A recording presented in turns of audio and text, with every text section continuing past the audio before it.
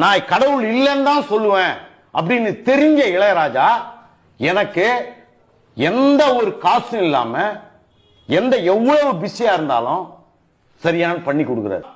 இசைஞானி இளையராஜா மட்டும்தான். இன்னைக்கும் நான் ஒரு சினிமா பண்ணிட்டு இருக்கிறேன், இன்னைக்கும் நான் அதுல ஒரு பகுத்தறிவு பரப்புறேன் அப்படின்னா எனக்கு ஒரே சப்போர்ட், ஒரே பில்லர், ஒரு ரூபா காசு இல்லாம என்னுடைய எண்ணத்துக்கும் என்னுடைய நீ ஏதோ நீ நினைக்கிறதுல ஒரு உண்மை இருக்கு போயா அப்படின்ட்டு பண்ணி கொடுக்கிற ஒரே மனிதன் அவர் தான்.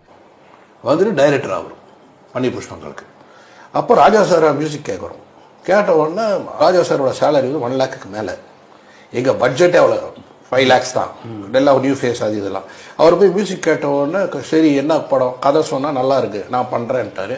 ஆனால் ரெமண்ட்ரேஷன் சொல்லவே மாட்டேன். ரீரிகார்டிங் வரைக்கும் ரெமண்ட்ரேஷன் சொல்லாமல்